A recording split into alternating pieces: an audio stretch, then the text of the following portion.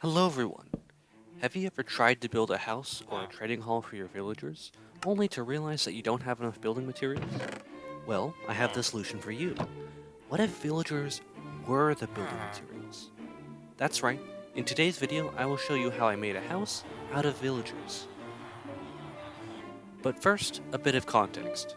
I have always wanted to build something out of villagers. Don't ask me why.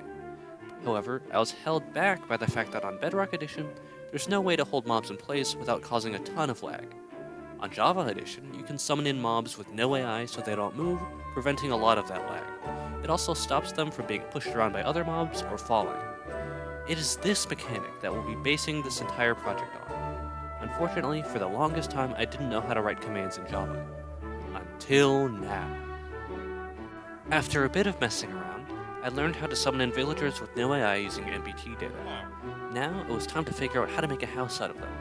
I chose this house that can spawn in villages as the one I would base my design off. I decided that I would replace each block type with a villager of the profession that most closely resembled the block in color.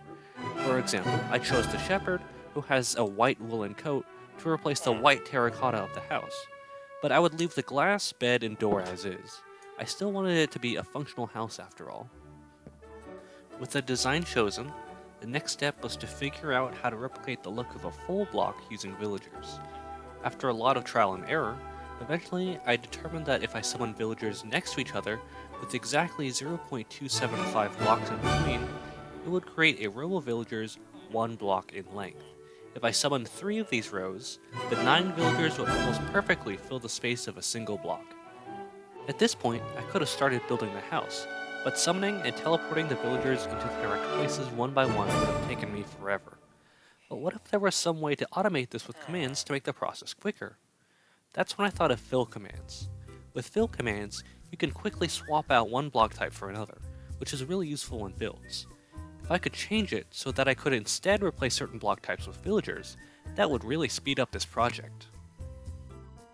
Surprisingly, there wasn't too much information I could find on this on Google.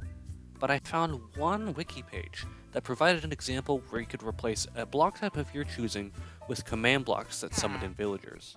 It didn't replace the blocks with villagers directly, but it would do.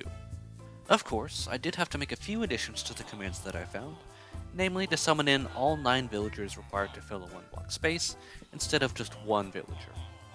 I also wanted to spawn in villagers that are laying prone to make the roof and the floor of the house, but this turned out to be a complicated process. You can do this by spawning in a villager laying down in a bed, and then teleporting them to your desired location. Unfortunately, when I ran these commands in a chain, the teleport command kept triggering before the villager finished spawning in, so the villager failed to teleport at all. Since Java Edition has no easy tick delay to prevent commands from running too early, I thought this project was doomed. Luckily, I came up with the novel solution to use a falling armor stand as a delay. Until the armor stand hit the ground, the next command in the chain would not trigger. In the end, a quick online search for how to make a timer with scoreboards meant I was able to make a much more reliable tick delay, but I thought that the armor stand version was cool enough to mention. Now I will briefly explain the final system. Each one of the blocks in my hotbar represents a villager with a different orientation and profession. If I place it down and get close enough to it, the block will be replaced with the respective villager. If the villagers are standing up, simple summoning commands are used to summon all 9 villagers per block in order. If the villagers are laying down, a complex series of summon and teleport commands ensure that the village are summoned lying down in the correct place. With the commands complete, it was time to make a template of the house using the block types that represent the villagers. The idea is that each of these blocks will be replaced with villagers with the correct profession and orientation, forming the shape of the house. After multiple failed attempts and a bit of troubleshooting making sure the villagers spawned in the right places, it was time for the final product. In order to transform my template made of blocks into a house made out of villagers, I cloned it layer by layer into place, and replaced each layer with villagers one at a time. It turns out that even though the villagers have no AI, it still creates really bad frame rate issues. But that's understandable, given the fact that there are over 1,000 villagers on screen with glitchy overlapping textures.